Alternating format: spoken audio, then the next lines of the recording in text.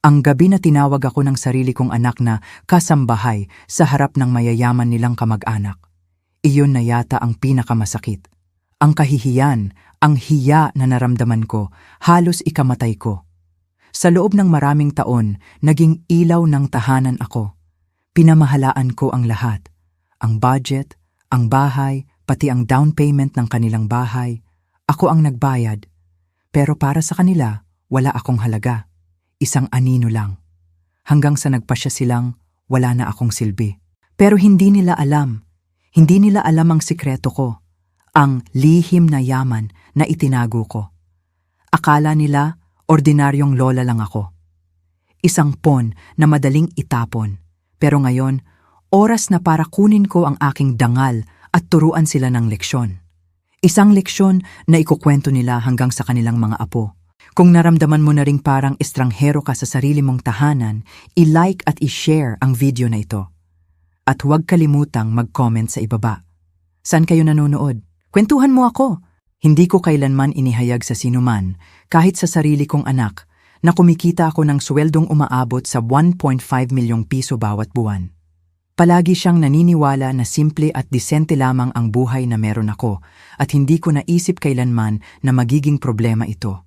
Hanggang sa araw na inanyayahan niya ako na makilala ang mga magulang ng kanyang asawa, nagpasya akong sumubok.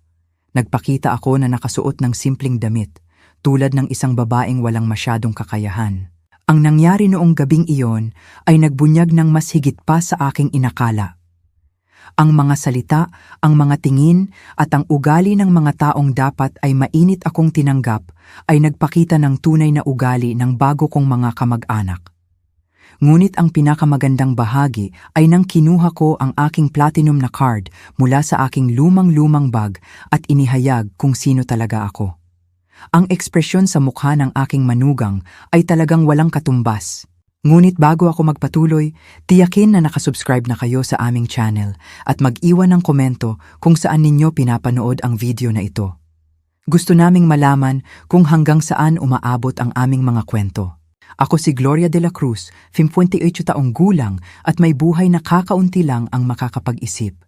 Bilang ehekutibong vice-presidente, executive vice president ng isang multinasyonal na kumpanya, kumikita ako ng halos 1.5 milyong piso buwan-buwan sa loob na ng mahigit 15 taon. Mayroon akong mga pamumuhunan, mga stocks sa kumpanya at matibay na bank account at madali akong mabubuhay sa isang mansyon, magmaneho ng mga mamahaling kotse at magsuot ng mga alahas.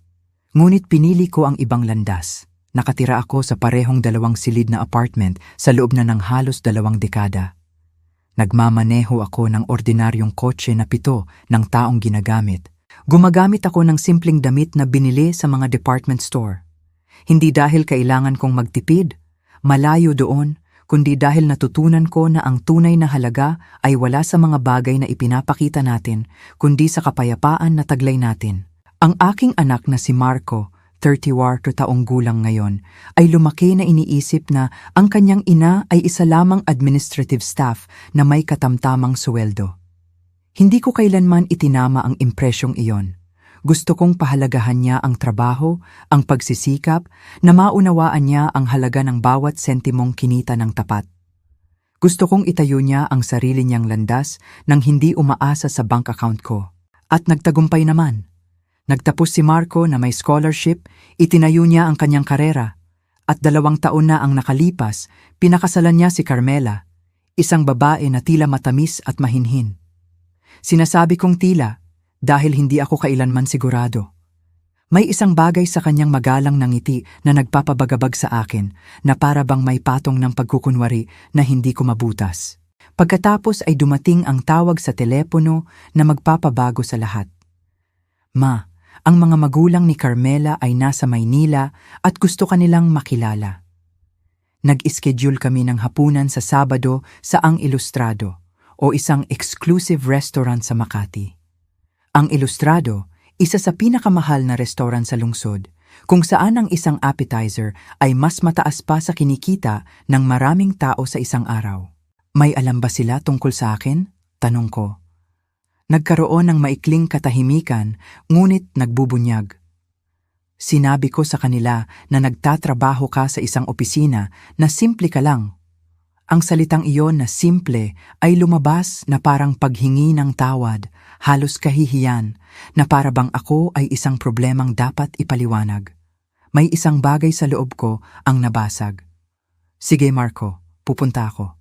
Pagkatapos kong ibaba ang telepono, tiningnan ko ang aking apartment. Komportable, malinis, ngunit walang kayabangan. Walang mamahaling painting sa mga pader, walang designer furniture, walang mamahaling gamit na nakikita.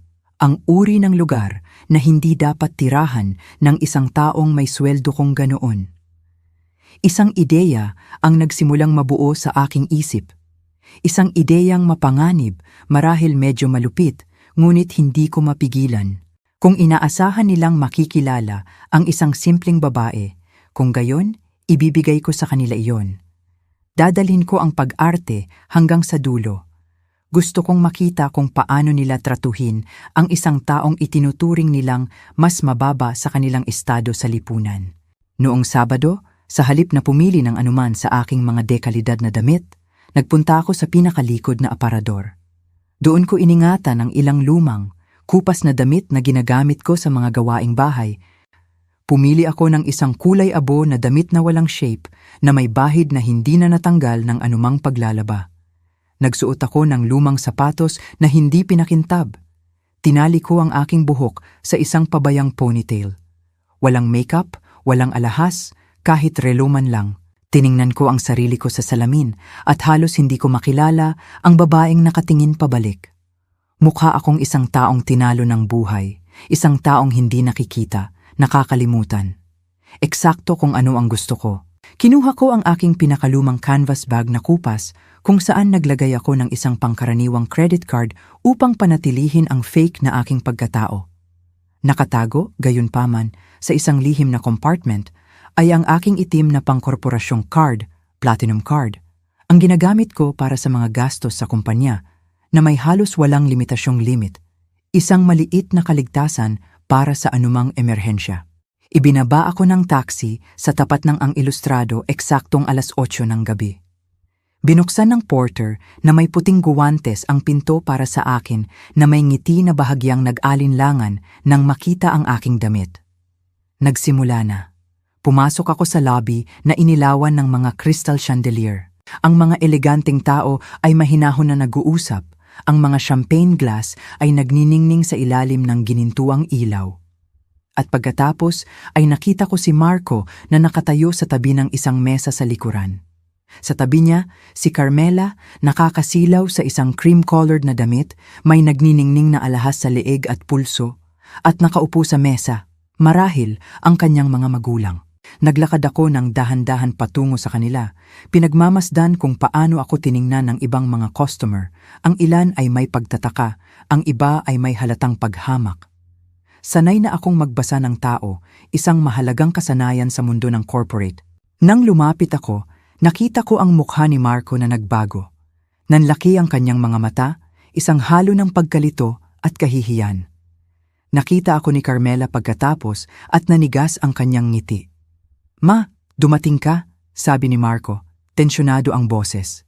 Binigyan niya ako ng matigas na yakap. "Oo naman anak, hindi ko ito palalampasin."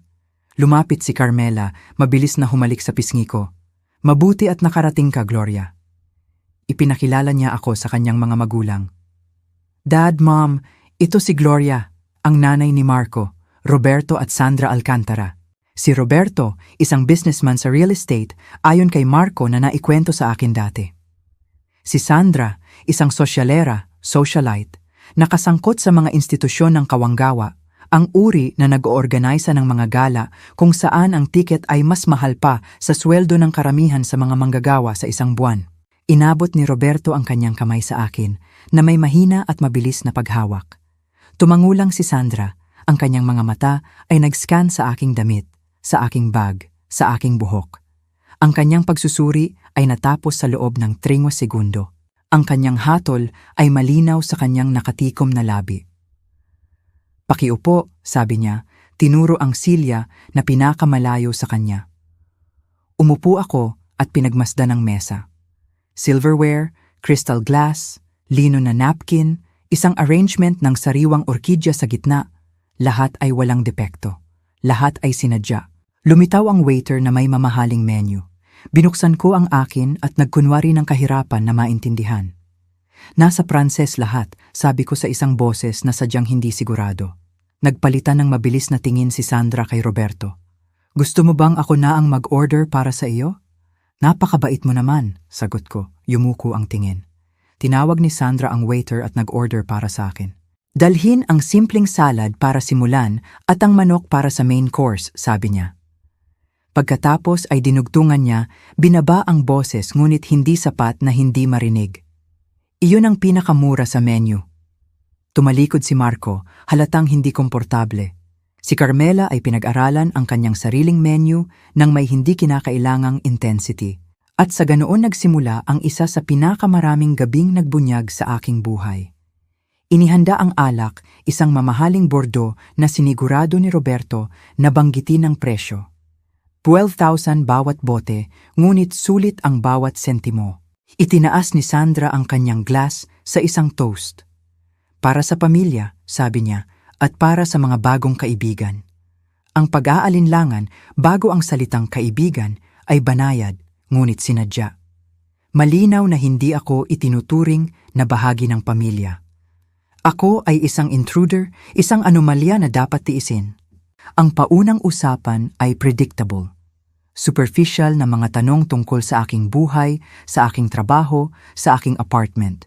Sumagot ako sa lahat ng may kalahating katotohanan, nag-aartista bilang isang babaeng manggagawa mula sa middle-low class, nagsisikap na makaraos.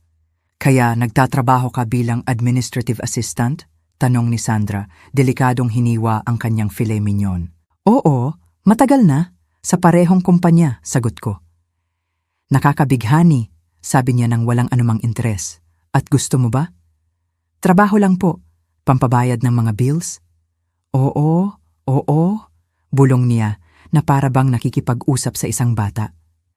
Ang mahalaga ay ang dignidad ng trabaho, hindi mahalaga kung ano ito. Sumingit si Roberto. At nakatira ka mag-isa sa apartment na binanggit ni Marco. Opo, sa parehong lugar sa loob na ng halos 20 taon. Anong katatagan? Komento niya, pinipili ng maingat ang mga salita.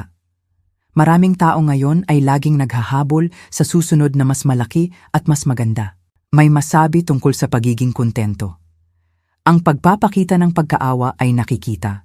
Pinupuri nila ako sa pagiging alam kung paano manatili sa aking lugar, sa hindi paghangad ng higit pa sa aking sinasabing kalagayan. Dumating ang appetizer. Ang aking simpleng salad ay kitang-kitang mas maliit kaysa sa elaborate na entree ng iba. Isa pang maliit na sinadyang kahihiyan. Kumusta ang inyong biyahe? Tanong ko, sinusubukang ilipat ang focus ng usapan. Sumigla si Sandra. Napakamaganda, nasa Palawan kami. Mayroon kaming maliit na villa doon. Wala namang extraordinary, 4 na silid lang. Ngunit ang tanawin ng dagat ay nakamamangha. 3 linggo kaming nanatili. Dagdag ni Roberto. Sana ay mas matagal pa, ngunit may kasal ng anak ng gobernador kami sa susunod na linggo.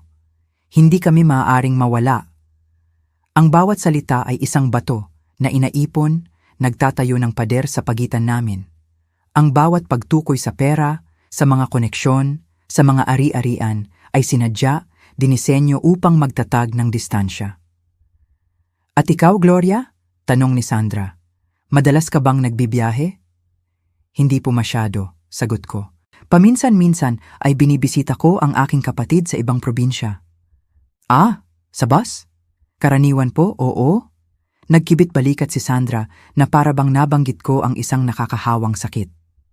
Well, ginagawa ng bawat isa kung ano ang kaya niya, hindi ba? Nagpatuloy ang hapunan sa ganoong pace.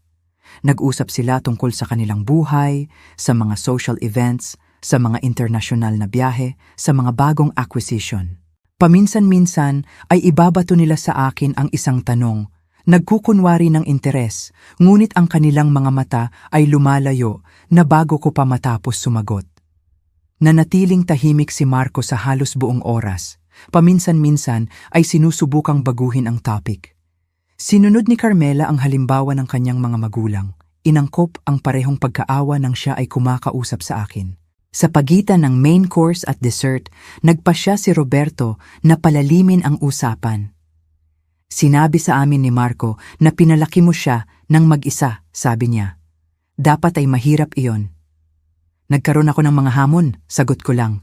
Hinahangaan ko ang mga babaeng tulad mo, komento ni Sandra, na ginagawa ang lahat ng kaya nila sa kung ano ang mayroon sila. Hindi lahat ay ipinanganak na may parehong oportunidad. Ang kanyang pekeng empatya ay halos nakakatawa. Halos makita ko ang mga iniisip sa likod ng kanyang mga matang mapanuri. Isang babaeng walang formal na edukasyon, walang mapagkukunan, walang koneksyon. At ano ang pakiramdam mo na makita si Marco ngayon? Patuloy niya, kinasal sa aming Carmela, nakatira sa isang napakagandang kondo na may magandang karera. Ang implikasyon ay malinaw. Ano ang pakiramdam ko na alam kong ang aking anak ay umangat sa buhay? Nalampasan niya ang aking kalagayan, na para bang dapat akong maging pasasalamat at takot ng sabay-sabay. Ipinagmamalaki ko siya, sagot ko ng tapat. Nagsikap siya ng husto. Oo, nagsikap ng husto, ulit ni Roberto. Ngunit mahalaga rin na magkaroon ng tamang koneksyon na nasa tamang bilog. Sa kasamaang palad, nakilala siya ni Carmela sa ilang maimpluwensyang tao. Hindi komportable si Marco sa kanyang upuan. Ngumiti si Carmela, inilagay ang kanyang kamay sa kamay ni Marco. Tinulungan ni Dad si Marco na makuha ang kontratang iyon sa Aztec Group, sabi niya ng mayabang. Introduksyon lang iyon, sagot ni Roberto nang may pekeng pagpapakumbaba. Ang iba ay sa kanya na. Hindi ko alam yon. Tila ang aking anak ay tumatanggap ng mas maraming tulong mula sa kanyang bagong pamilya kaysa sa sinabi niya sa akin. Dinala ng waiter ang mga dessert. Lahat ay tumanggap ng mga masasarap na chocolate at exotic fruit creations. Sa harap ko ay inilagay ang isang simpleng leche flan. Pinili ko ang magaan para sa iyo, paliwanag ni Sandra. Alam kong maraming tao ang hindi sanay sa napakayaman na dessert. Sa puntong iyon, napagtanto ko na aktibong sinusubukan niya akong humiliate. Hindi lamang ito pagpapakita ng kaawaan, ito ay sinadyang kalupitan. Napakamaalalahanin mo, sagot ko, pinananatiling neutral ang aking boses. Habang kinakain namin ang dessert, nagsimulang magsalita si Sandra tungkol sa hinaharap. Nag-iisip si Marco at Carmela na magkaanak na kaagad, anunsyo niya. Napakasaya naming maging lolo at lola. Napakamaganda iyan, sagot ko, tumingin sa aking anak na tila nagulat sa deklarasyon. Tila iyon ay isang desisyon na ginawa ni Sandra, hindi ng mag-asawa. Siyempre, sisiguraduhin namin na mayroon sila ng lahat ng kailangan nila, patuloy niya. Pinag-iisipan na namin na ilagay sila sa waiting list ng Instituto San Ignacio. Hindi kailanman masyadong maaga para masiguro ang pinakamahusay na edukasyon. Instituto San Ignacio, ang pinakamahal at eksklusibong paaralan sa lungsod, isang lugar kung saan ang mga ingsing taong gulang ay natututo ng etiquette para sa formal na hapunan. At ikaw, Gloria? Tanong niya na may ngiti na hindi umabot sa kanyang mga mata. Ano ang mga plano mo para sa hinaharap? Magtatrabaho pa rin, siguro, sagot ko. Hindi pa ako makakapag-retire. Lumapad ang ngiti ni Sandra na parang isang predator na sa wakas ay na-corner ang biktima nito. Tungkol doon, sabi niya, inilagay ang tinidor sa tabi at pinagsama ang kanyang mga kamay sa ibabaw ng mesa. Kami ni Roberto ay nag-usap at nag-aalala kami para sa iyo. Agad na nagbago ang atmosfera sa mesa. Umayos ng upo si Roberto na para bang magsisimula sila ng business meeting. Tiningnan ni Marco si Carmela nang nalilito. Iniiwasan niya ang tingin ko, nakatuon sa napkin sa kanyang kandungan. Alam niya ang darating. Nag-aalala kayo para sa akin? Tanong ko, pinananatiling inosente ang aking ekspresyon. Oo, patuloy ni Sandra, ang kanyang boses ay nagiging parang pekeng ina.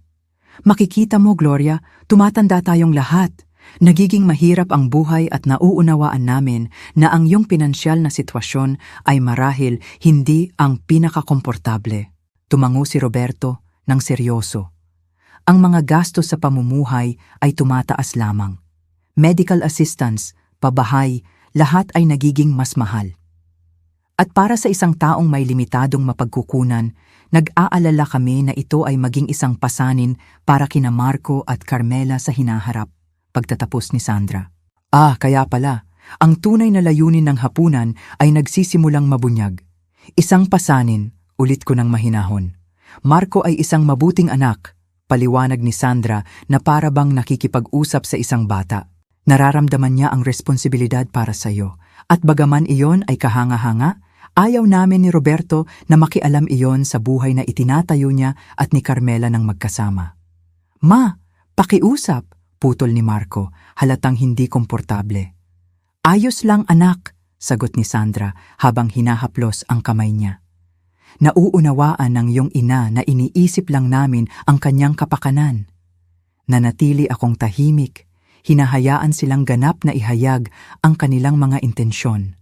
Ang gusto naming imungkahi, patuloy ni Roberto, kinokontrol ang usapan, ay isang arrangement na makikinabang sa lahat. Anong uri ng arrangement? Tanong ko. Isang disente at katamtamang pinansyal na suporta, sabi niya, na para bang nag-aalok ng isang malaking pabor. Maaari kaming magbigay sa iyo ng maliit na buwanang sustento para sa iyo, Gloria.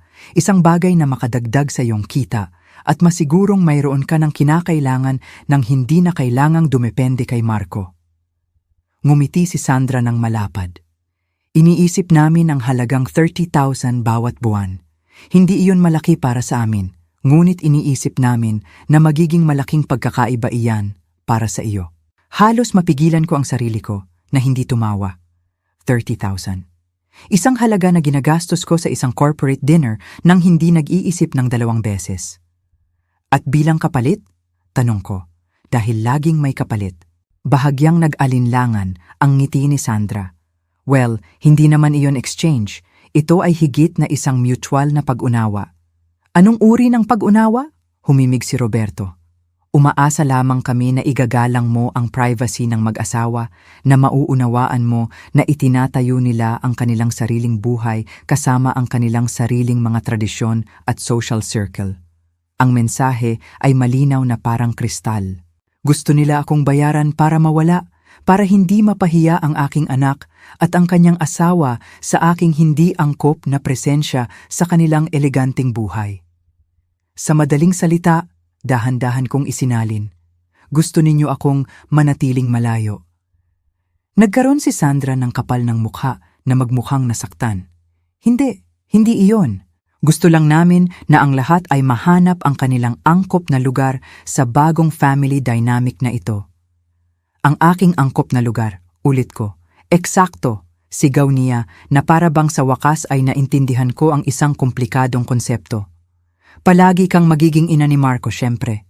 Ngunit ngayon nakasal siya kay Carmela, ngayon na pumapasok siya sa aming bilog, may ilang mga inaasahan, ilang mga standard.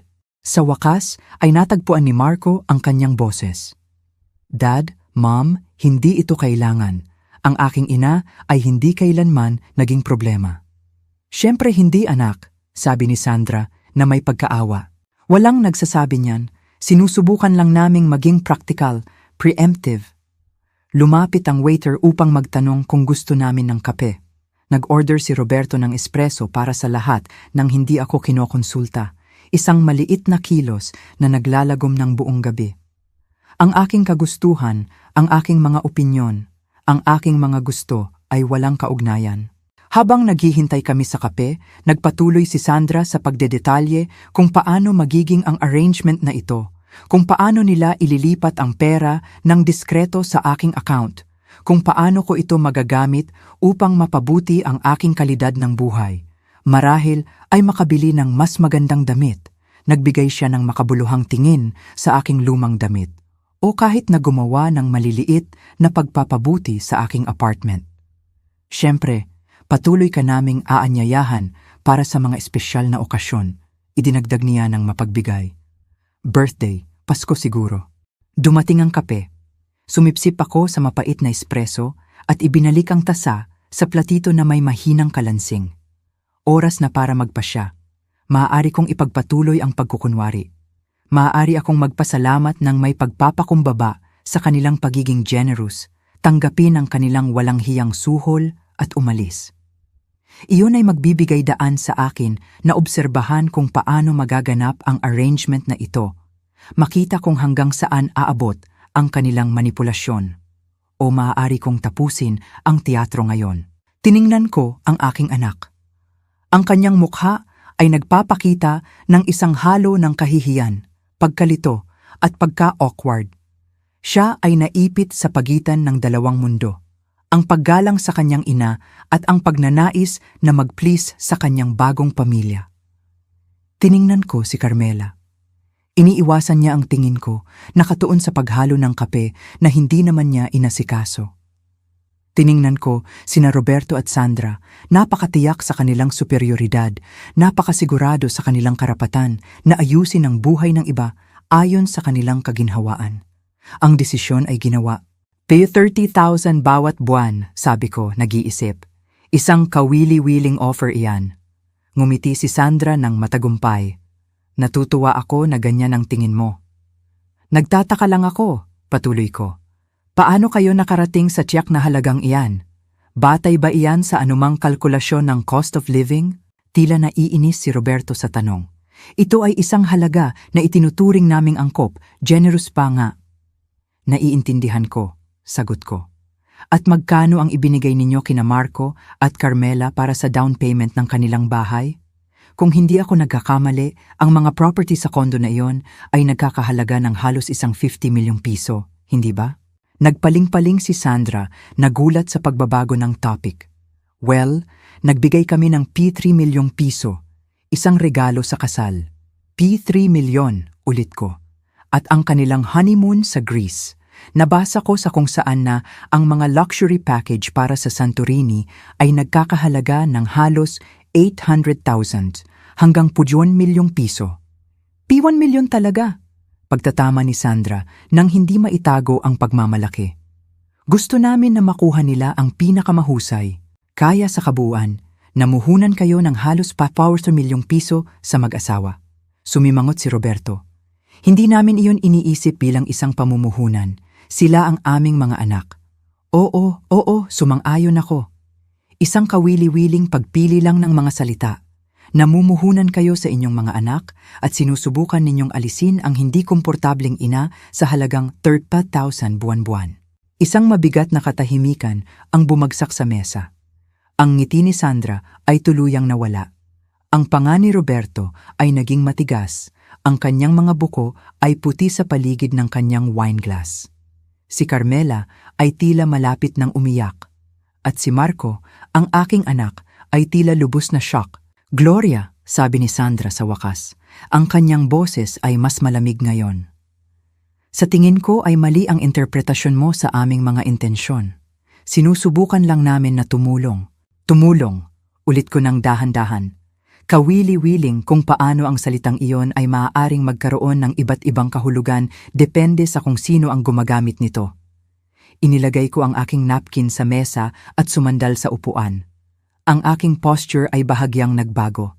Hindi na ako ang babaeng mahiyain at mapagpasakop na inarte ko sa buong gabi. Ngayon ang aking mga balikat ay tuwid. Ang aking baba ay bahagyang nakataas, ang aking mga mata ay direktang nakatuon sa kanila. Hayaan ninyo akong magkuwento, sinimulan ko. Ang aking boses ay kalmado ngunit matatag. Tungkol sa isang babae na sa tingin ninyo ay kilala ninyo ngunit hindi ninyo talaga kilala. Nagpalitan ng tingin sina Sandra at Roberto nang nalilito. Si Marco ay nakatingin sa akin ng maingat. Ang babaeng iyon ay nagsimula bilang isang sekretary sa isang multinational company, 30 taon na ang nakalipas. Kinikita niya ang minimum wage. Nakatira siya sa isang inupahang silid. Kumakain siya ng kung ano ang kaya niyang bilhin mula sa maliit na natitira pagkatapos niyang magbayad ng mga bills. Sumandal ng bahagya si Marco. Ang bahaging iyon ng kwento ay alam niya, ngunit marahil hindi ang mga detalye. Ang ama ng bata ay naglaho. Tinalikuran siya ng kanyang pamilya. Siya ay ganap na nag-iisa. Tila hindi komportable si Sandra, na para bang hindi niya inaasahan ang mga personal na detalye. Nagtrabaho siya hanggang sa huling araw ng kanyang pagbubuntis. Bumalik siya 2 linggo pagkatapos manganak. Nagtrabaho siya ng 12, minsan 14 na oras sa isang araw. Isang kapitbahay ang nag-aalaga sa sanggol habang wala siya. Sa mga weekend, nag-aaral siya.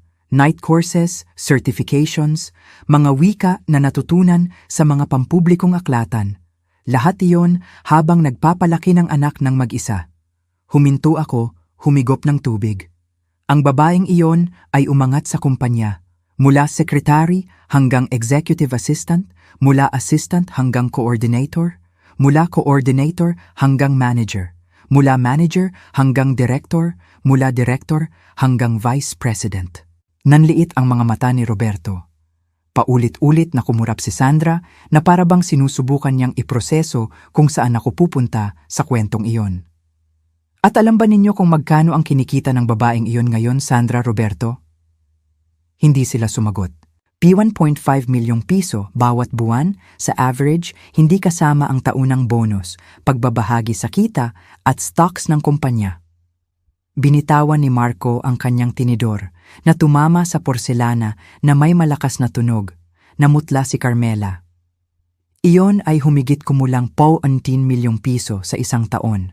Sa loob ng huling 15 taon, umabot iyon sa mahigit 250 milyong piso sa kita, hindi kasama ang mga pamumuhunan kung saan napunta ang karamihan sa pera na iyon. Nagbukas at nagsara ng kanyang bibig si Sandra nang hindi makapaglabas ng tunog. "Ma!" Nagsimula si Marco, halos bulong ang kanyang boses. "Ano ang sinasabi mo?" Ngumiti ako sa kanya ng mahinahon. "Sinasabi ko, anak, na ang iyong ina ay hindi ang iniisip ni na Roberto at Sandra na siya. Hindi siya ang iniisip mo na siya." "Kumikita ka ng 1.5 milyon bawat buwan?" Tanong niya nang hindi makapaniwala. "Sa loob na ng halos 15 taon, kumpirma ko. Bago yon, medyo mas mababa, P1 milyon siguro." Natagpuan ni Roberto ang kanyang boses. "Iyan ay absurd. Kung kumikita ka ng ganyan, hindi ka titira sa apartment na yon. Hindi ka magdadamit ng ganyan." Hindi ako magdadamit ng ganyan." Dugtong ko, tinuro ang aking lumang damit. Pero ito ay para lang sa gabi na ito. Isang maliit na social experiment, sabihin na natin. Gusto kong makita kung paano ninyo tratuhin ang isang taong itinuturing ninyong mas mababa." Nawalan ng kulay ang mukha ni Sandra. "Sinasabi mo na nagkunwari kang mahirap ngayong gabi?" "Oo, eksakto iyan." Binuksan ko ang aking lumang canvas bag. Mula sa isang internal compartment, kinuha ko hindi ang pangkaraniwang credit card na ipinakita ko kanina, kundi ang isang itim na may nakaukit na pangalan ko sa pilak, Gloria de la Cruz, ehekutibong vice-presidente. Inilagay ko iyon sa mesa sa harap ni Sandra. "Kaya, tungkol sa inyong mapagbigay na offer na 30,000 buwan-buwan para lang ako ay mawala sa buhay ng aking anak, sa tingin ko ay tatanggihan ko." Ang katahimikan na sumunod ay lubos. Tinitigan ni Sandra ang card na para bang isang ahas na may lason. Ang panga ni Roberto ay naging matigas. Ang kanyang mga buko ay puti sa paligid ng kanyang wine glass. Si Carmela ay tila malapit ng umiyak. At si Marco, ang aking anak, ay tila lubos na shock. "Bakit?" tanong niya sa wakas. "Bakit hindi mo sinabi sa akin?"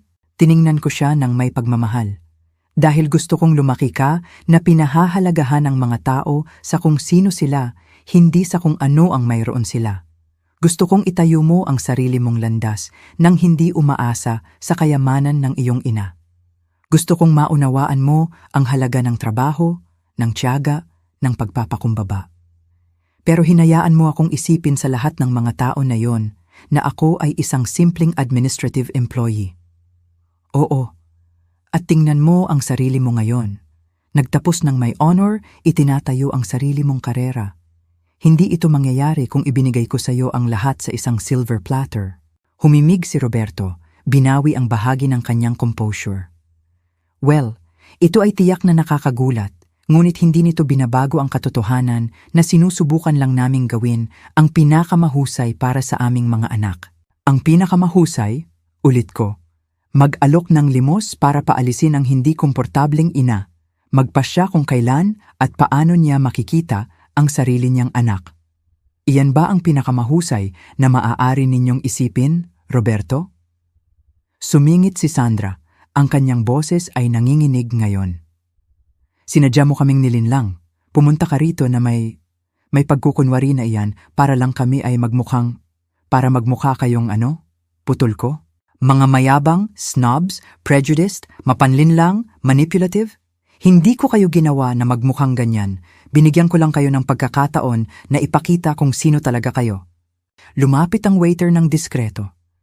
Gusto pa ba ninyo ng iba, mga Ginoo Binibini?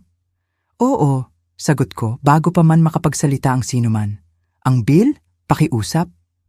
Nang umalis ang waiter, ibinalik ko ang aking atensyon sa mesa. Lahat ay tila nasa iba't ibang stages ng shock at pagkabalisa. Alam ba ninyo kung ano ang pinakamalungkot sa lahat ng ito? Tanong ko. Ang aking boses ay mas mahinahon ngayon. Iyon ay talagang naniniwala kayo na ang halaga ng isang tao ay direktang may kaugnayan sa kanilang bank account. Sinusukat ninyo ang paggalang sa dolyar, ang dignidad sa mga ari-arian, ang pag-ibig sa mamahaling regalo. Hindi iyan patas, protesta ni Roberto. Hindi mo kami kilala. Hindi, sagot ko. Hindi mo kami kilala, diin ni Sandra. Binawi ang bahagi ng kanyang pose. Inayos mo ang trap na yan para kami ay magmukhang mga villain. Isang trap? Tanong ko ng mahinahon. Ang ginawa ko lang ay magpakita ng may simpleng damit. Kayo ang gumawa ng iba. Kayo ang nag-alok sa akin ng pinakamurang pagkain sa menu. Kayo ang nag-usap tungkol sa inyong mga luho sa aking presensya, umaasang ma-intimidate ako. Kayo ang nag-alok sa akin ng pera para mawala sa buhay ng aking anak. Bumalik ang waiter kasama ang bill sa isang maliit na silver tray. Inabot ni Roberto ang kamay para kunin iyon, ngunit mas mabilis ako. Hayaan ninyo ako, sabi ko, kinuha ang bill. Ang kabuuan ay halos 50,000. Walang pagkurap, inilagay ko ang aking itim na card sa tray. Hindi kailangan, sabi ni Roberto, malinaw na nasaktan ang kanyang pride. Kami ang nag-imbita. Ituring ninyo iyon na aking kontribusyon sa gabing ito ng edukasyon, sagot ko. Pagkatapos ng lahat, marami akong natutunan tungkol sa inyong lahat. Habang umaalis ang waiter kasama ang aking card, bumaling ako sa aking anak. Marco, humihingi ako ng paumanhin na hindi ko sinabi sa iyo ang totoo, ngunit unawain mo na ginawa ko iyon dahil sa pag-ibig, hindi dahil sa panlilinlang. Gusto kong maging ikaw ang lalaking ikaw ngayon. Masipag, responsable, independent. Umiling si Marco, pinoproseso pa rin ang lahat. Ang lahat ng mga tao na iyon, ang maliit na apartment, ang simpleng damit, ang katamtamang bakasyon, lahat iyon ay isang pagpili. Lahat, kumpirma ko. Hindi ko kailangan ng malaking bahay para lang sa akin. Hindi ko kailangan ng designer clothes para makaramdam na fulfilled. Hindi ko kailangan na magpakita ng kayamanan para magkaroon ng halaga. Nagbigay si Sandra ng isang tuyo, mapait na tawa. Napakakomportable naman. Nagpapanggap kang isang uri ng santo ng pagpapakumbaba, samantalang nilinlang mo lang ang sarili mong anak sa loob ng mga dekada. Tiningnan ko siya ng kalmado. Ang pagkakaiba sa pagitan natin, Sandra, ay ginagamit mo ang iyong pera para kontrolin ang mga tao. Ginamit ko ang aking diskresyon upang palayain sila. Bumalik ang waiter kasama ang aking card at resibo. Pumirma ako, nag-iwan ng malaking tip. Tungkol sa inyong iminungkahing arrangement, patuloy ko habang inilalagay ang aking card. Hayaan ninyo akong gumawa ng isang counter-proposal. Bibigyan ko kayo ng 500,000 ngayon kung makapagsasabi kayo sa akin ng isang pagkakataon na tinrato ninyo ang isang taong walang pinansyal na mapagkukunan ng may tunay na paggalang. Namula si Roberto sa galit. Tinaasan ni Sandra ang kanyang labi. Iyon ang akala ko, sabi ko ng mahinahon. Tumayo ako, kinuha ang aking lumang bag. Marco, kapag handa ka ng mag-usap, alam mo kung saan mo ako hahanapin. Palagi akong nandyan para sa iyo. Walang kondisyon, walang arrangement, walang manipulasyon, tanging tunay na pag-ibig. Sa wakas ay nagsalita si Carmela. Ang kanyang boses ay halos hindi marinig.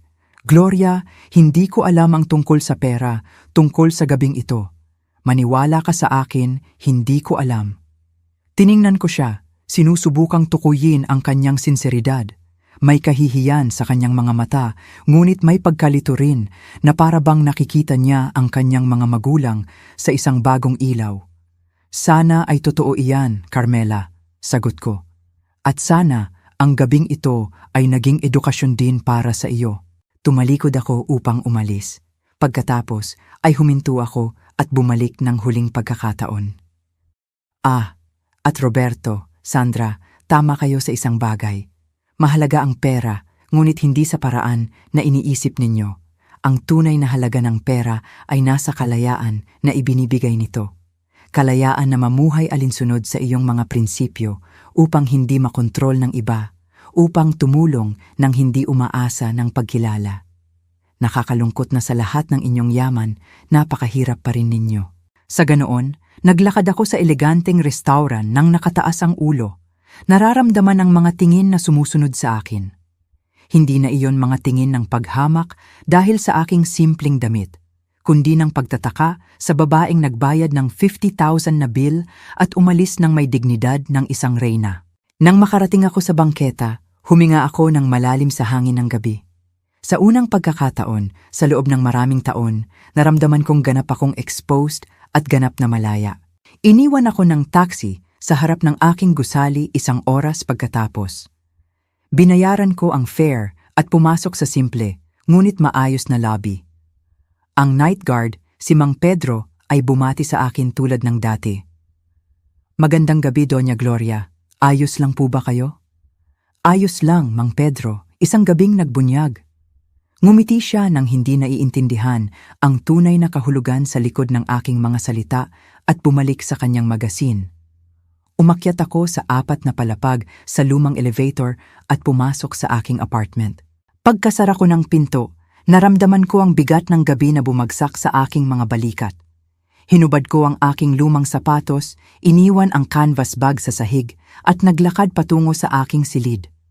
Binuksan ko ang aparador at inilayo ang simpleng damit na ginagamit ko sa araw-araw na nagbubunyag ng nakatagong bahagi sa likuran.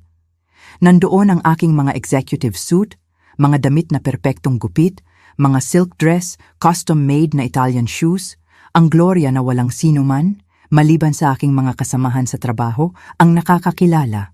Hinubad ko ang lumang damit na ginamit ko para sa hapunan at itinapon iyon sa laundry basket. Naligo ako ng matagal at mainit, hinayaan ng tubig na alisin ang naipong tensyon. Pagkatapos ay nagsuot ako ng malambot na cotton pajamas, isang maliit na luho na pinapayagan ko, at naghanda ng 1 tasa ng chamomile tea. Nakaupo sa aking disente, ngunit modest na sala, tumingin ako sa paligid. Mga komportableng kasangkapan, ngunit hindi marangya. Isang katamtamang laki na telebisyon, hindi ang pinakabagong modelo. Mga pader na walang mamahaling artwork, ilang picture frame lang. Karamihan ay mga larawan ni Marco noong bata pa, ang ilan ay mula sa aking mga bihirang biyahe. Walang anuman dito na magpapahiwatig ng isang babae na kumikita ng 1.5 milyong piso bawat buwan. At ito ang malaking kabalintunaan. Talagang gusto ko ang pagiging simple na iyon. Hindi ito ganap na pagkukunwari. Ang lumaki ng walang-wala, ang ipinaglaban ang bawat sentimo ay nagturo sa akin na pahalagahan ang kapayapaan higit sa luho, ang katahimikan higit sa kayabangan. Tumunog ang aking telepono, pumutol sa aking mga iniisip. Si Marco iyon. Huminga ako ng malalim bago sumagot. Hello anak? Ma. Ang kanyang boses ay kakaiba, isang halo ng pagkalito, sakit at paghanga. Hindi ko alam kung saan magsisimula. Naiintindihan ko. Sagot ko ng mahinahon. Isang matinding gabi iyon para sa ating lahat. Bakit ma? Bakit hindi mo sinabi sa akin? Ang $1,000,000 na tanong, literal. Sa simula, wala namang masyadong sasabihin, paliwanag ko. Noong bata ka pa, itinatayo ko pa lang ang aking karera. Nagsimula lang akong kumita ng malaki noong mga 16, 17 ka na. At noong panahong iyon, well, mayroon na tayong pace natin, ang ating lifestyle. Tila hindi kinakailangan na baguhin ang lahat. Pero pagkatapos, noong nagtapos ako, noong nagsimula akong magtrabaho, noong nagpakasal ako, bakit panatilihin ang sekreto? Humigop ako sa aking tsaa, inaayos ang aking mga iniisip. Marahil ito ay makasarili sa aking bahagi, amin ko. Ngunit natatakot ako na kung malaman mo, magbabago ang ating relasyon. Tingnan mo ako sa ibang paraan. At gusto ko ring masigurado na sinusundan mo ang sarili mong landas, hindi umaasa sa yaman ng iyong ina. Nagkaroon ng mahabang katahimikan sa kabilang dulo. At ang nangyari ngayong gabi, plinano mo ba ang lahat? Hindi eksakto, sagot ko. Nang inanyayahan mo ako at binanggit mo na sinabi mo sa mga magulang ni Carmela na simple ako, may isang bagay sa loob ko ang nag-alsa. Nagpasya akong subukan kung paano nila ako tratuhin kung inisip nilang wala akong maiaalok, walang status, walang koneksyon, walang pera. At bumagsak sila sa test, sabi ni Marco, puno ng pait ang boses. Oo, sumang-ayon ako ng simple. Bumagsak sila. Mas maraming katahimikan. Si Carmela ay balisa, sabi niya sa wakas. Siya ay nahihiya sa ugali ng kanyang mga magulang at sa sarili niyang ugali. At ikaw? Tanong ko ng mahinahon. Kumusta ka? Buntong hininga ng malalim si Marco. Sa totoo lang, hindi ko alam. Ako ay shocked, nalilito, galit, humanga, lahat ng sabay-sabay. Parang ang babaeng inakala kong ina ko sa buong buhay ko ay kalahati lang ng kwento. Ako ang parehong tao, Marco. Meron lang bank account na iba sa iyong inakala. Pero higit pa iyan, hindi ba? Isang buong lihim na buhay. Vice-presidente ng isang multinational, executive meetings, business trips, mga desisyon na nakakaapekto sa libu-libong tao. Isang bahagi mo na hindi ko kailanman nakilala. Tama siya.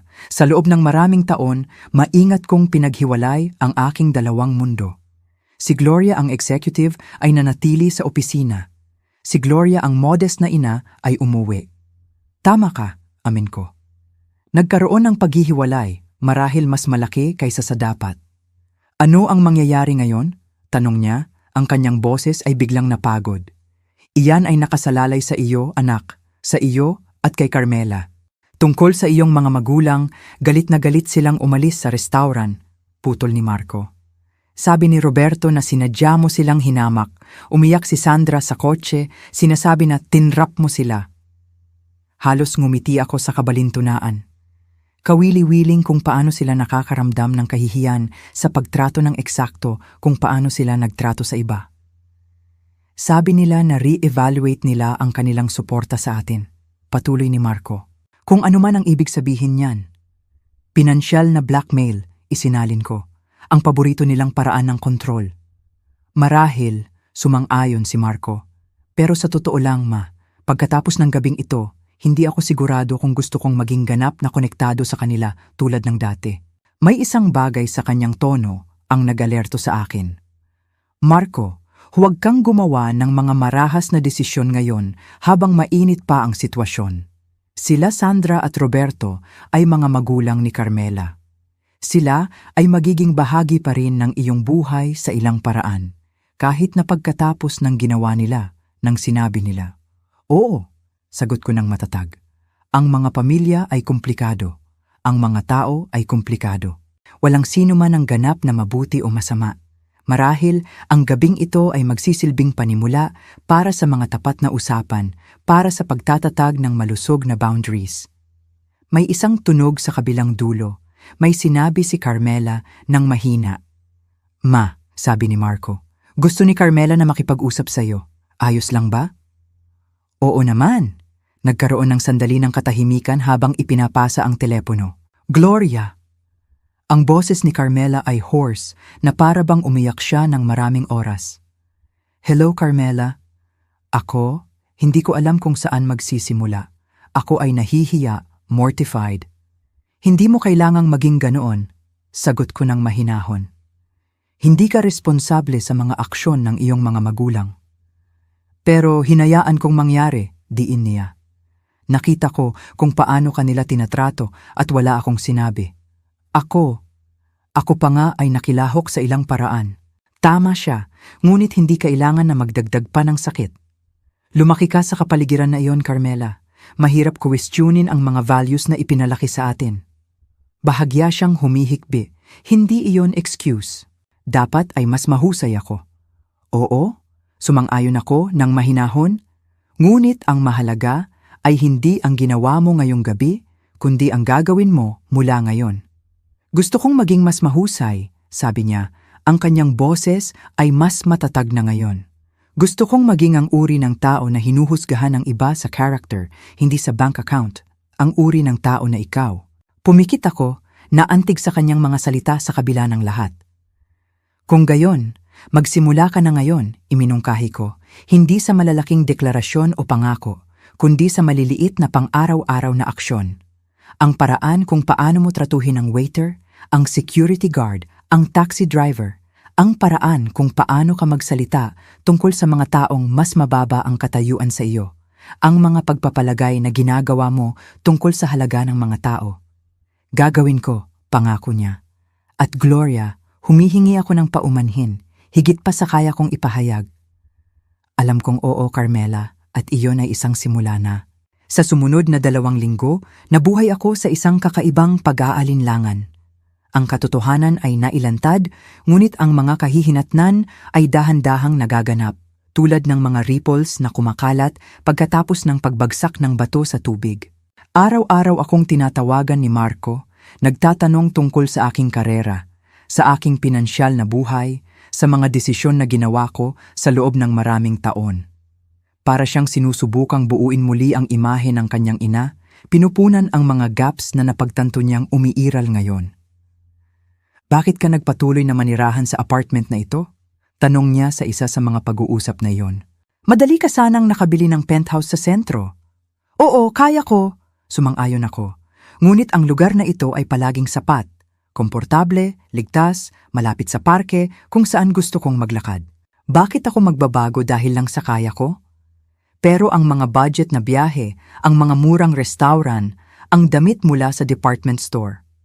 Ngumiti ako, alam kong hindi niya ako nakikita sa telepono. Ang mga biyahe ay sa mga lugar na gusto kong makita. Ang mga restaurant ay naghahain ng pagkain na gusto ko. Ang damit ay nagbibihis sa akin ng maayos. Ang punto, Marco, ay sa ilang punto sa aking buhay, napagtanto ko na ang paggasta ng mas marami ay hindi nangangahulugang mas magandang buhay. Nagkaroon ng katahimikan sa kabilang dulo. Sa tingin ko ay hindi ko kailanman nakita ang mga bagay sa ganoong paraan, amin niya. Palagi kong inisip na kung mayroon akong mas maraming pera, natural lang na gagastusin ko iyon sa, sa lahat.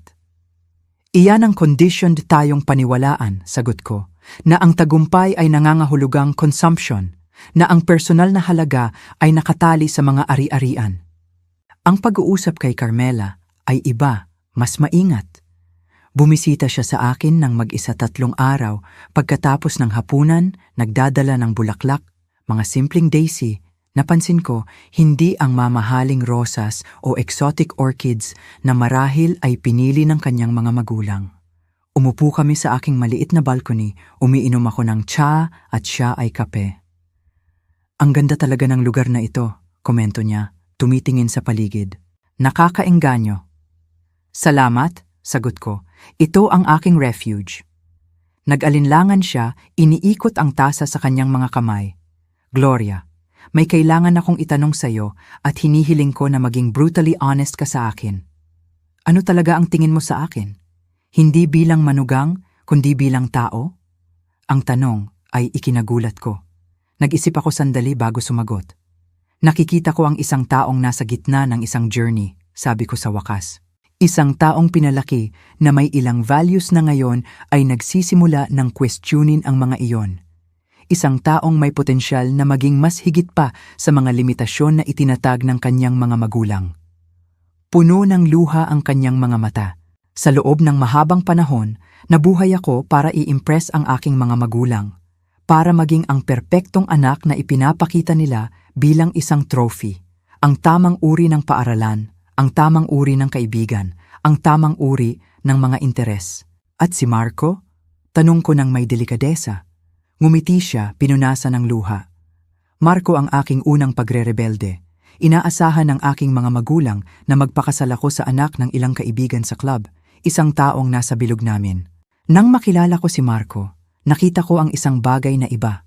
Isang taong totoo, walang pagkukunwari, na pinahahalagahan ako dahil sa akin, hindi dahil sa apelyido o bank account. Ngunit hinayaan mong tulungan siya ng iyong mga magulang, sabi ko. Ang kontrata sa pamamagitan ni Roberto, ang down payment ng bahay, ang honeymoon. Yumuko si Carmela sa kahihiyan. Alam kong parang ganyan, ngunit kailangan mong intindihin. Mahirap tanggihan kapag iyan ang karaniwang currency sa inyong pamilya. Kapag ang pinansyal na tulong ay ang tanging paraan ng pag-ibig na alam nilang ipahayag. Tumango ako, nauunawaan ang higit pa sa kanyang inakala. Pera bilang kapalit ng emosyonal na koneksyon, mamahaling regalo sa halip na tunay na kahinaan. At ngayon, tanong ko, mula noong gabing iyon sa restaurant? Galit ang aking mga magulang, sagot niya, bumuntong hininga. Pinutol ni Dad ang buwanang sustento na ibinibigay niya sa amin, isang bagay na hindi alam ni Marco na natatanggap namin. Idineposito iyon ng direkta sa aking account. Ano ang pakiramdam mo tungkol doon? Nakakagaan ang pakiramdam. Sa totoo lang, pag-amin niya, parang inalis ang isang bigat mula sa aking mga balikat. Ang perang iyon ay laging may kasamang hindi sinasabing inaasahan na may mga hindi nakikitang tali. Ngumiti ako ng totoo, humanga sa kanyang self-awareness. Alam mo kung ano ang nakakatawa? Patuloy niya. Ngayon na alam ko ang tungkol sa iyo, tungkol sa iyong kwento, halos nahihiya ako sa aking mga problema. Ibig kong sabihin, nagpalaki ka ng anak ng mag-isa, nagtayo ng isang hindi kapani-paniwalang karera, lahat ng walang reklamo, nang hindi naghahanap ng pagkilala. Huwag kang maghambing ng mga journey, payo ko. Ang bawat isa ay may sariling mga hamon, sariling mga bundok na aakyatin. Tumango si Carmela, nag-iisip. Gloria, maaari ba akong magtanong ng isa pa? Sige. Paano mo ginagawa iyan? Ang mamuhay ng may ganoong authenticity, ang hindi pag-aalala sa iniisip ng iba. Bahagya akong tumawa. Ay oo, nag-aalala ako. Nag-aalala tayong lahat sa ilang paraan. Ang pagkakaiba ay natutunan kong mas mag-alala sa iniisip ng ilang partikular na tao. Mga taong pinahahalagahan ko ang kanilang values, ang kanilang respeto, at mas kaunti sa iba. Nag-usap kami ng mahigit 2 oras noong hapong iyon. Nang umalis si Carmela, niyakap niya ako. Hindi ang formal na yakap noon, kundi isang bagay na totoo, mainit. Salamat, bulong niya, sa hindi paghusga sa akin sa pinakamababang sandali ng aking buhay. Lahat tayo ay karapat-dapat sa pagkakataon na lumakilampas sa ating mga pagkakamali, sagot ko, niyakap din siya. Pagkatapos ng isang linggo, nakatanggap ako ng isang hindi inaasahang mensahe. Mula kay Sandra iyon. Kailangan nating mag-usap, tayong dalawa lang. Maaari bang sa coffee shop ng Grand Hotel Maynila bukas ng alas 11 ng umaga? Nagulat ako. Ang Grand Hotel Maynila ay isa sa pinaka-eleganting hotel sa lungsod, teritoryo ni Sandra, hindi akin. Sa isang sandali, naisip kong tanggihan, ngunit mas malakas ang kuryosidad. Pupunta ako, sagot ko. Kinabukasan, nagbihis ako ng maingat, hindi ang aking kahangahangang executive suit o ang simpleng damit ng aking pang-araw-araw na buhay. Pumili ako ng isang bagay na nasa gitna. Maayos na pantalon, simpleng silk blouse, dekalidad na leather shoes, elegante, nang hindi nagpapakita ng kayabangan. Ang coffee shop ng Grand Hotel Maynila ay eksakto tulad ng inilarawan ko. Mga crystal chandelier, mahinang klasikal na musika, mga waiter na nakasuot ng formal na suit. Nandoon na si Sandra, nakaupo sa isang mesa sa sulok. Tumingin siya nang lumapit ako at sa maikling sandali, nakita ko ang isang bagay na hindi ko kailanman inaasahan na makita sa kanyang mukha, pag-aalinlangan. Gloria, bati niya, tinuro ang silya sa harap ko. Salamat sa pagdating. Sandra, sagot ko, umupo. Inaamin ko na nagulat ako sa iyong imbitasyon. Agad na lumitaw ang isang waiter. Nag-order si Sandra ng tsaa, Earl Grey.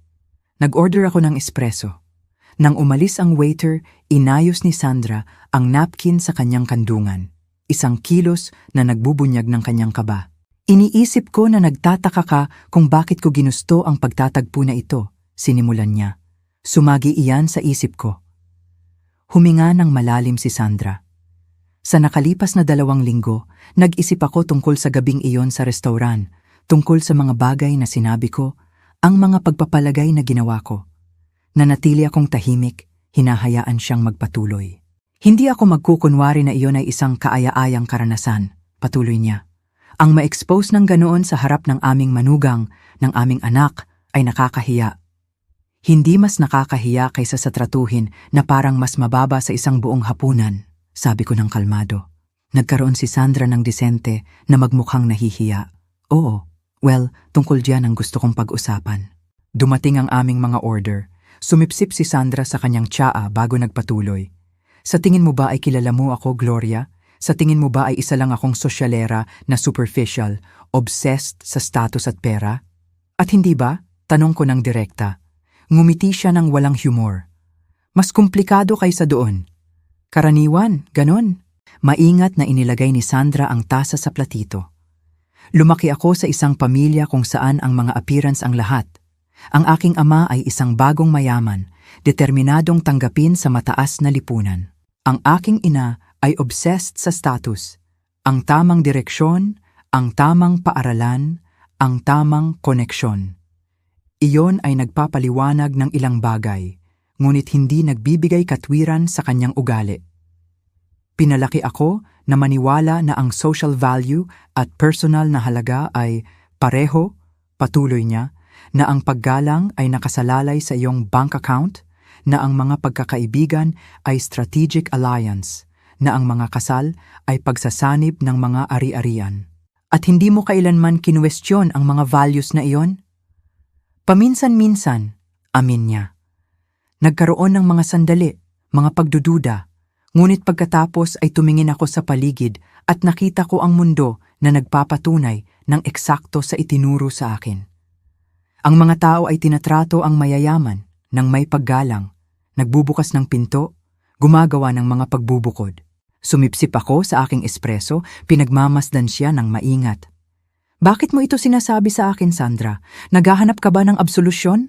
Umiling siya. Hindi eksakto. Sinusubukan kong maunawaan. Maunawaan ano? Kung paanong ang isang tulad mo, isang taong may ganoong karaming pera tulad ko, marahil higit pa, ay maaaring mamuhay ng ganito kaiba. Nang hindi kinakailangan na malaman ng lahat, nang hindi ginagamit iyon bilang isang sandata, nang hindi ginagawa iyon na iyong identity. Hindi ko inaasahan ang kahinaan na iyon mula sa kanya. Sa isang sandali, nakita ko lampas sa pinakintab na harapan, ang nakatagong kawalan ng katiyakan, ang maingat na itinago na kahinaan. Ang sagot ay simple, Sandra, sagot ko sa wakas. Natutunan ko ng maaga na ang pera ay isang kasangkapan, hindi isang sukatan ng halaga. Bumibili ito ng kaginhawaan, seguridad, ilang kalayaan, ngunit hindi ito bumibili ng tunay na paggalang, hindi ito bumibili ng tunay na koneksyon, hindi ito bumibili ng kapayapaan sa loob. Tinitigan ako ni Sandra ng matagal, na para bang nakakakita siya ng isang bagay na bago, isang bagay na hindi niya kailanman isinasaalang-alang noon. Alam mo, sabi niya sa wakas, nang malaman ko kung sino ka talaga noong gabing iyon, pagkatapos ng paunang galit, ang kahihiyan, nakaramdam ako ng isang bagay na kakaiba, isang bagay na hindi ko agad matukoy. At ano iyon? Inggit, amin niya, tila mahirap bigkasin ang salita. Hindi sa iyong pera o posisyon, syempre, kundi sa iyong kalayaan, sa paraan na tila hindi ka nag-aalala sa paghuhusga ng iba. Halos matawa ako. Kung alam lang niya kung gaano karaming gabi ang ginugol ko ng gising, nag-aalala kung tama ba ang ginagawa ko sa pagtatago ng aking pinansyal na sitwasyon kay Marco. Kung gaano karaming beses akong kinuwestiyon ang aking mga pagpili, ang aking mga motibo. Ang kalayaan ay dumarating sa pamamagitan ng pagsasanay, sagot ko. At karaniwan, pagkatapos mapagtanto na ang alternatibo, ang mamuhay para i-impress ang iba ay isang mas nakakulong na bilangguan. Naglaro si Sandra sa kutsara ng kanyang tsaa, nag-iisip. Kami ni Roberto ay nagkaroon ng maraming pagtatalo mula nung gabing iyon, ang ilan ay medyo mainit. Naniniwala siya na dapat lang naming putulin ang relasyon kina Marco at Carmela hanggang sa bumalik sila sa katinuan. At ikaw? Ayaw kong mawala ang aking anak, sabi niya nang mahinahon. At sa unang pagkakataon, napagtanto ko na marahil ay nawala ko na siya sa bahagi matagal na nang hindi ko man lang napapansin. May tunay na sakit sa kanyang boses na ikinagulat ko. Hindi pa huli, Sandra, sabi ko ng mahinahon. Nandito pa rin si Carmela, anak mo pa rin siya. Pero iba na siya ngayon mula nung gabing iyon. Kinukompronta niya kami sa paraan na hindi niya kailanman ginawa noon. Kinu-question niya ang aming mga values, ang aming mga ugali. Kahapon, tinanggihan niya ang credit card na palagi naming iningatan para sa kanya. Sabi niya, mas gusto nilang mamuhay ni Marco sa loob ng kanilang sariling kakayahan. Hindi ko maiwasan ang isang maliit na ngiti. Iyan ay tiyak na isang shock. Nakakagulat, amin ni Sandra, na para bang mayroong nagbago ng mga patakaran nang hindi kami sinabihan. Kinuha ko ang huling sip-sip ng aking espresso. Hindi iyan mga bagong patakaran, Sandra. Iyan ay mga values na mas matanda pa sa pera. Independence, self-sufficiency, integrity. Nanatiling tahimik si Sandra sa isang sandali, sinisip-sip ang aking mga salita. Siguro iniisip mo na ako ay isang kakilakilabot na tao, sabi niya sa wakas. Sa totoo lang, hindi, sagot ko ng tapat. Sa tingin ko ay product ka ng iyong kapaligiran, tulad nating lahat. Ang pagkakaiba ay ang ilan sa atin ay napipilitan ng mga pangyayari na kwestiyonin ang conditioning na iyon. Ang iba ay hindi kailanman kailangang gawin iyon hanggang sa pilitin sila ng isang bagay. Dugtong niya na may bahagyang ironic na ngiti. Tulad ng isang simpleng ina na biglang nagbunyag na isang executive na may black credit card. Eksakto, bahagyang yumuko si Sandra. Gloria, magiging diretso ako. Hindi ako nandito para lang sa mga philosophical reflection, bagaman pinahahalagahan ko ang ating pag-uusap ng higit sa inaasahan ko. Nandito ako dahil gusto kong makahanap ng paraan para magpatuloy, para buuin muli ang aking relasyon kay Carmela at sa pagpapalawak kay Marco. At sa tingin mo ba ay matutulungan kita diyan? Tila mayroon kang makabuluhang impluensya sa kanila ngayon, sabi niya nang walang galit sa boses.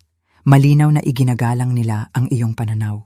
Sandra, sabi ko ng matatag, wala akong interes na maging middleman sa pagitan mo at ng iyong anak. Hindi iyon magiging malusog para sa sino man sa atin. Tila siya nabigo. Ang maiaalok ko, patuloy ko, ay payo. Pakinggan si Carmela. Talagang makinig nang hindi pinaplano ang iyong sagot, nang hindi sinusubukang kontrolin ang resulta. Tanungin mo siya kung ano ang kailangan niya mula sa iyo bilang isang ina. Hindi bilang isang financial patron, hindi bilang isang social architect, kundi bilang isang ina. Sinipsip ni Sandra ang aking mga salita ng tahimik. At si Roberto? Tanong niya. Siya ay mas hindi receptive sa pagbabago. Si Roberto ay kailangang gumawa ng sarili niyang journey, sagot ko. Maaari mong ibahagi ang iyong mga insight, ang iyong mga bagong pananaw, ngunit hindi mo siya mapipilit na magbago. Si Sandra ang nagbayad ng bill sa kabila ng aking mga protesta. Nang umalis kami sa hotel, nag-alinlangan siya bago magpaalam. Gloria, mayroon pa akong isang bagay na gusto kong itanong. Sige. Naniniwala ka ba? Naniniwala ka ba na balang araw ay mapapatawad mo ako sa paraan kung paano kita tinrato noong gabing iyon? Ang tanong ay ikinagulat ko. Nag-isip ako sandali bago sumagot.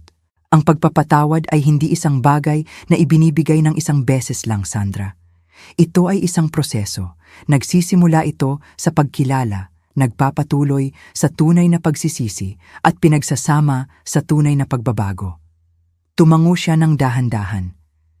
Naiintindihan ko, ngunit handa akong sundin ang landas na iyan. Kung handa ka, dugtong ko. Nagpaalam kami sa pamamagitan ng pag-abot kamay, hindi mainit, ngunit hindi na ring galit. Isang simula, noong sumunod na linggo, inanyayahan ako ni Marco na maghapunan sa kanilang bahay. Isang kaswal na hapunan, sinigurado niya sa akin. Sila lang, si Carmela, at ako. Nang dumating ako, napansin ko ang banayad na pagbabago sa apartment. Ang ilan sa mga mas ostentatious na kasangkapan ay nawala, pinalitan ng mas simpleng mga piraso, mas functional. Ang mga pader, na dating pinalamutian ng mamahaling abstract art, ngayon ay nagpapakita ng personal na litrato at ilang modest watercolor. Nag-redecorate kami, paliwanag ni Carmela. Napansin ang aking tingin. Napagtanto namin na marami sa mga bagay na mayroon kami ay para i-impress ang iba, hindi dahil talagang gusto namin. Ang hapunan ay nakakagulat na simple. Isang lutong bahay na pagkain na inihanda ng pareho, inihain sa karaniwang plato, hindi sa pinong porselana na alam kong mayroon sila. Sa panahon ng pagkain, nag-usap kami tungkol sa lahat at wala. Trabaho, balita, mga alaala ng pagkabata. Nang walang tensyon ng sekreto sa pagitan namin, ang usapan ay dumaloy ng may naturalesa na hindi namin kailanman naranasan noon. Pagkatapos ng hapunan, habang naghahanda si Carmela ng kape, dinala ako ni Marco sa balcony. Ang gabi ay mainit, may bahagyang hangin at bituin na langit. "Ma," sabi niya, sumandal sa railing, "may kailangan akong sabihin sa iyo." Ang kanyang tono ay nagpaalerto sa akin. "Anong nangyari, anak?" Tinanggihan ko ang promotion sa kumpanya ni Roberto. Tiningnan ko siya ng nagulat. "Ang promotion na maglalagay sa iyo bilang regional director." "Iyon mismo," kumpirma niya. "Sa totoo lang, ginawa ko pa nga ang higit pa roon. Nagbitiw ako." "Marco," sigaw ko, "mahalaga iyang trabaho sa iyo." Ngumiti siya, mukhang kakaiba ang kapayapaan sa desisyon. Mahalaga iyon sa akin noong inakala ko na iyon ay isang bagay na nakamit ko sa sarili kong pagsisikap. Ngunit pagkatapos ng gabing iyon, pagkatapos ng mga bagay na lumabas, napagtanto ko na hindi ko kailanman mararating ang posisyon na iyon nang walang impluwensya ni Roberto. Gayunpaman, iwanan ng lahat? Hindi ko iniwan ang lahat, nilinaw niya. Sa katunayan, mayroon na akong bagong trabaho, mas mababa, na may mas mababang panimulang sweldo. Ngunit sa isang kumpanya kung saan walang sino man ang nakakakilala sa aking father-in-law, kung saan ako ay mapopromote o hindi, batay lamang sa aking trabaho. Tiningnan ko ang aking anak ng may bagong paghanga. Ang lakas ng loob na kinakailangan ng desisyon na yon ay hindi maliit. "Ano ang reaksyon ni Carmela?" tanong ko. "Siya ang unang sumuporta sa akin," sagot niya nang may pagmamalaki sa boses. Sabi niya, mas gusto niyang tumira sa isang mas maliit na apartment na may mas kaunting luho, na alam na kami ay nagtatayo ng isang bagay para sa aming sarili. Napuno ang aking puso, marahil si Carmela ay sumipsip ng mas marami mula sa gabing iyon kaysa sa inakala ko. "At ang kanyang mga magulang?" Ngumiti ng masama si Marco. Galit na galit si Roberto. Siyempre, iniisip niya na ako ay walang utang na loob, itinatapon ang isang oportunidad na papatayin ng iba. Si Sandra ay sumusubok. Inanyayahan niya kami para sa isang tanghalian sa linggo. Kaming apat lang, walang karaniwang kayabangan. "Iyan ay nakakagulat," komento ko. Iniisip ang aking kamakailang pag-uusap kay Sandra. "May kinalaman ka ba doon?" tanong ni Marco, matalas tulad ng dati. Bahagya akong ngumiti. Sabihin na natin na nagkaroon kami ni Sandra ng isang paliwanag na pag-uusap. Ngunit ang pagbabago, kung nangyayari iyon, ay nagmumula sa kanya. Sumali sa amin si Carmela sa balcony, nagdadala ng kape sa simpleng ceramic mug. Hindi ang pinong China cup na marahil ay ibinigay sa kanya ng kanyang mga magulang. "Nagsasalita tungkol sa nanay ko?" tanong niya. "Ibinigay sa amin ang mga tasa." "Oo," amin ko. "Ikinuwento sa akin ni Marco ang tungkol sa tanghalian sa linggo." Tumango si Carmela, umupo sa tabi ni Marco. Halos araw-araw siyang tumatawag. Kakaiba. Tila sinusubukan niya talagang pakinggan ako sa unang pagkakataon nang hindi sinusubukang kumbinsihin ako ng anumang bagay, nang hindi sinasabi sa akin kung ano ang gagawin o kung paano magbihis o kung saan pupunta. "Ang mga tao ay maaaring magbago," sabi ko, "kung mayroon silang sapat na motibasyon." At minsan, dagdag ni Marco, hinawakan ang aking kamay.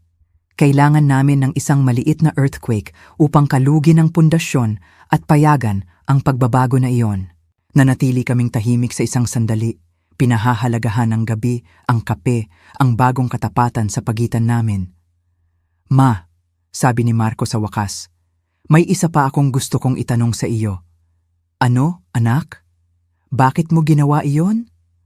Ang buong pagkukunwari, Ang pagpapanggap na mahirap ka noong pumunta ka sa hapunan kasama ang mga magulang ni Carmela. Nag-isip ako sandali, inaayos ang aking mga iniisip. Sa tingin ko ay isang kombinasyon ng mga bagay. Sagot ko ng tapat. Ang bahagi niyon ay impulse, isang reaksyon sa salitang iyon na simple na ginamit mo sa telepono, na para bang ako ay isang bagay na kailangang ipaliwanag, bigyang katwiran. Yumuko si Marco sa kahihiyan. Humihingi ako ng paumanhin dahil doon. Hindi kailangan, sinigurado ko sa kanya. Ngunit ang isa pang bahagi ay protective instinct. Marahil gusto kong makita kung sino talaga ang mga taong ito na bahagi na ngayon ng iyong buhay. Paano nila tratuhin ang isang taong itinuturing nilang mas mababa. At bumagsak sila sa test, komento ni Carmela nang walang pait, nagpapatunay lang ng isang katotohanan. Bumagsak sila, sumang-ayon ako. Ngunit minsan, ang ating mga kabiguan ay ang ating pinakadakilang guro. Ngumiti ng bahagya si Carmela. Sa tingin ko ay may natutunan kaming lahat noong gabing iyon. Nang umuwi ako noong gabing iyon, nakaramdam ako ng kapayapaan na hindi ko naramdaman sa loob ng mahabang panahon. Ang bigat ng mga dekada ng sekreto ay inalis, at bagaman masakit ang proseso, ang resulta ay tila sulit. Noong sumunod na Lunes, may isang bagay na hindi inaasahan ang nangyari. Pagdating ko sa opisina, ipinagbigay alam sa akin ng aking assistant na si Roberto Alcantara ay nasa reception at nagpipilit na makita ako. Nagulat, sinabi kong papasukin siya. Si Roberto ay lumitaw sa aking opisina, malinis ang pananamit tulad ng dati, ngunit walang karaniwang pagmamataas. May isang bagay na iba sa kanya, isang pag-aalinlangan, isang kahinaan na hindi niya kailanman ipinakita noon. Gloria, bati niya ng pormal. Nagpapasalamat ako na tinanggap mo ako ng walang abiso. Roberto, sagot ko, tinuro ang silya sa harap ng aking mesa. Ano ang maitutulong ko sa iyo? Umupo siya, mukhang saglit na humanga sa aking executive office, malawak, may tanawin ng lungsod, pinalamutian ng may diskreto, ngunit hindi maikakaila na elegansya. Kahanga-hanga, komento niya, tumingin sa paligid. Iba sa inaasahan ko. At ano ang inaasahan mo? Hindi ko alam, amin niya. Isang bagay na mas ostentatious. Marahil pagkatapos kong malaman kung sino ka talaga, inakala ko na dito mo ipapakita ang iyong tunay na status. Bahagya akong ngumiti. Ito ang aking workspace, Roberto. Dinisenyo upang maging functional, professional at komportable. Hindi isang deklarasyon ng status. Tumango siya ng dahan-dahan na para bang sinisipsip ang isang bagong ideya. Sa tingin ko ay hindi ka nagpunta rito para pag-usapan ang aking dekorasyon, sabi ko. Hindi, sumang-ayon siya, inayos ang kanyang posture. Dumating ako para sa dalawang dahilan. Una, upang humingi ng paumanhin para sa aking ugali sa hapunan na iyon. Hindi iyon mapapatawad. Ang pag-amin ay ikinagulat ko. Si Roberto ay hindi mukhang ang uri ng tao na sanay humingi ng paumanhin. At ang pangalawang dahilan? Nag-alinlangan siya, malinaw na hindi komportable. Kailangan ko ang iyong tulong o sa halip ang iyong payo. Payo ko? Ulit ko, tunay na nagulat. Marco ay umalis sa kumpanya, sabi niya, may bahid ng pait sa kanyang boses. Marahil alam mo na yan. Oo, sinabi niya sa akin. Ang hindi mo siguro alam ay hindi lang siya ang umalis. 3 pang manager ang nagbitiw sa parehong linggo. Lahat ay nagbanggit ng philosophical differences sa pamumuno ng kumpanya. Kawili-wili. Tila ang management style ni Roberto ay nagdudulot ng mas maraming pinsala kaysa sa kanyang pamilya lang. At paano ako makakatulong doon? Tanong ko. Hinaplos ni Roberto ang kanyang perpektong ayos na buhok, isang nakakagulat na makataong kilos na nagmumula sa kanya.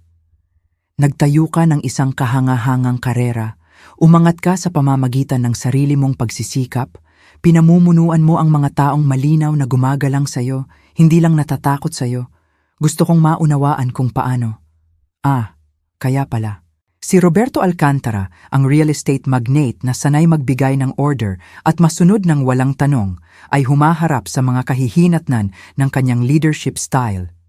Hindi ito tungkol sa kapangyarihan, Roberto. Sabi ko ng kalmado. Ito ay tungkol sa impluwensya. At ang tunay na impluensya ay nagmumula sa paggalang sa isa't isa, hindi sa takot o pananakot. Tiningnan niya ako na para bang nagsasalita ako sa ibang wika. Pero paano mo mapapanatili ang kontrol ng walang mga banta, ng walang manipulasyon, ng hindi ginagamit ang pera bilang kasangkapan ng pamimilit? Dugtong ko para sa kanya.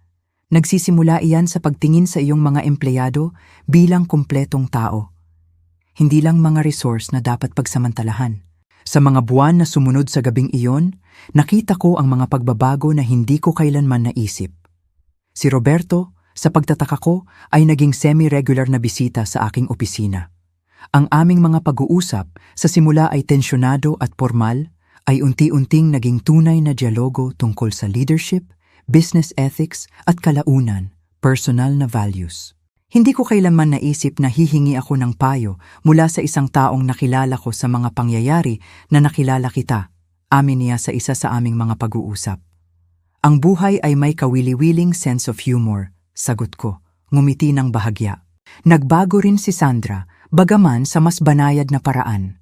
Ang kanyang paunang pagtatangka na kumonekta muli kay Carmela ay clumsy. Paminsan-minsan ay bumabalik sa dating gawin ng pagkontrol at paghuhusga, ngunit may sinseridad sa kanyang mga pagsisikap na hindi maikakaila. Isang linggo, halos 4 na buwan pagkatapos ng gabing iyon ng hapunan, kung paano namin lahat tinutukoy ang insidente. Inanyayahan ako para sa isang tanghalian sa bahay ng mga Alcantara.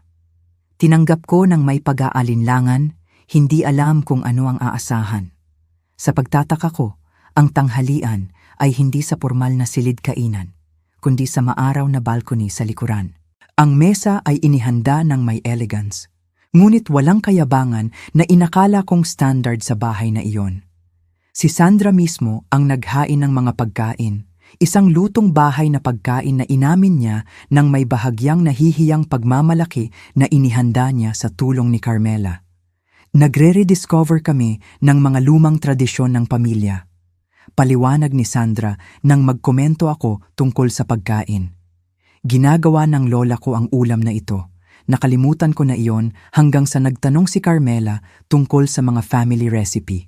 Sa panahon ng tanghalian, napansin ko kung paano kinausap ni Roberto si Marco, hindi sa dating pagkaawa, kundi ng may tunay na interes sa kanyang bagong trabaho, sa kanyang mga ideya, sa kanyang mga plano para sa hinaharap. Walang mga veiled mention tungkol sa pagbabalik sa kumpanya. Walang mga mungkahi na nagkakamali siya.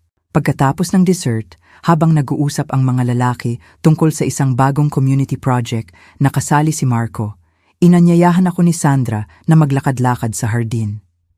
Alam mo, sabi niya, habang naglalakad kami sa gitna ng maayos na rose bushes. Hindi kita pinasalamatan ng maayos. Para saan? Para sa gabing iyon, sa pagpapakita sa amin kung sino talaga kami. Hindi naman iyon ang eksaktong intensyon ko, amin ko. Mas interesado ako na protektahan ang sarili ko, na maunawaan kung sino ang sinasamahan ng aking anak. Gayunpaman, diin niya, ito ay isang kailangang paggising, masakit, nakakahiya, ngunit kailangan. Pinagmasdan ko siya ng maingat. Ang kanyang buhok ay perpektong ayos, ang kanyang mga alahas ay discreet ngunit mahal, ang kanyang damit ay elegante. Sa panlabas, si Sandra ay tila ang parehong pinakintab na socialite, ngunit may isang bagay na iba sa kanyang mga mata, isang bagong reflective quality na wala doon noon. Kumusta para sa'yo? Tanong ko. Ang buong proseso ng re-evaluation? Bahagyang tumawa si Sandra. Nakakatakot. Sa simula, galit ako sa iyo kay Carmela sa mundo. Nakaramdam ako ng pagtatraidor, na-expose, humiliated. Naiintindihan ko iyan. Pero pagkatapos, may isang bagay na kakaiba ang nagsimulang mangyari. Nagsimula akong mapansin ang mga bagay. Ang paraan kung paano ko tratuhin ang mga taong mas mababa sa akin. Mga waiter, house helpers, drivers. Kung paano ko automatikong hinuhusgahan ng mga tao sa pamamagitan ng appearance, sa pamamagitan ng mga kotse na minamaneho nila, sa pamamagitan ng mga subdivision kung saan sila nakatira. Huminto siya sa harap ng isang partikular na magandang rosas. Hinaplos ang mga talulot nito ng mahinahon.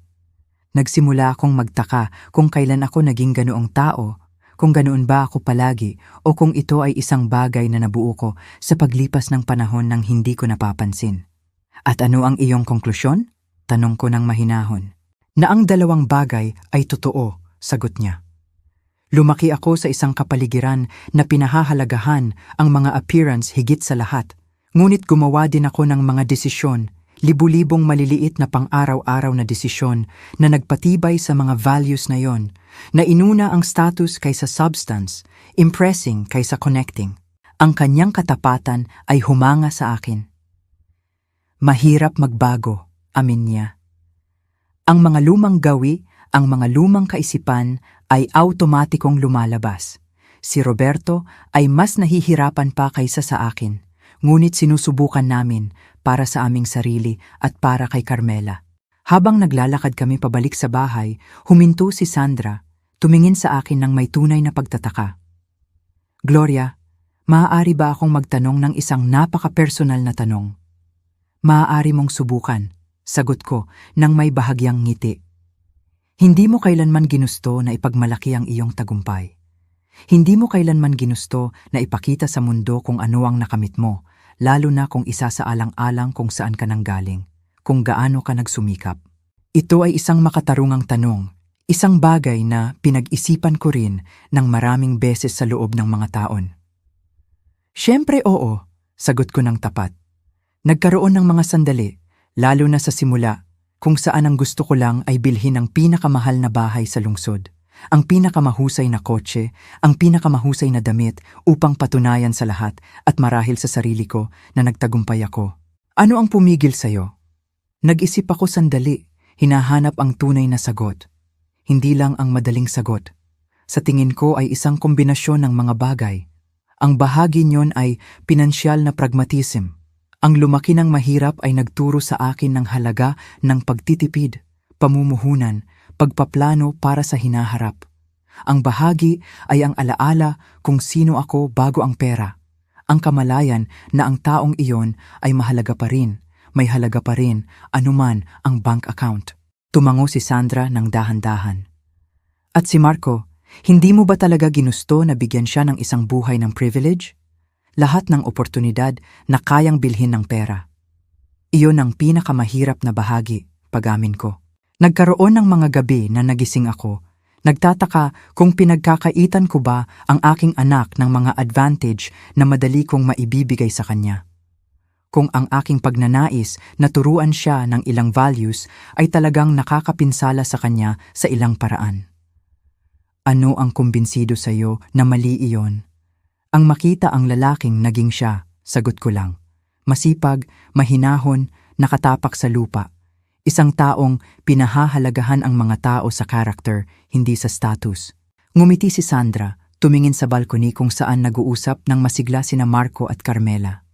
Gumawa ka ng mahusay na trabaho sa kanya, sabi niya, may bahid ng inggit sa kanyang boses. Mayroon ka ring isang kahangahangang anak, sagot ko ng tapat. Isang taong may kakayahang kilalanin ang mga pagkakamali, lumaki, maging mas higit pa sa kanyang conditioning. Nang sumali kami sa iba sa balcony, nakaramdam ako ng kakaibang sense of completeness. Hindi kami isang perpektong pamilya. Malayo doon, may mga sugat pa rin na nagpapagaling, mga pattern na unlearning, mga bagong landas na binubuo ng may pag-aalinlangan.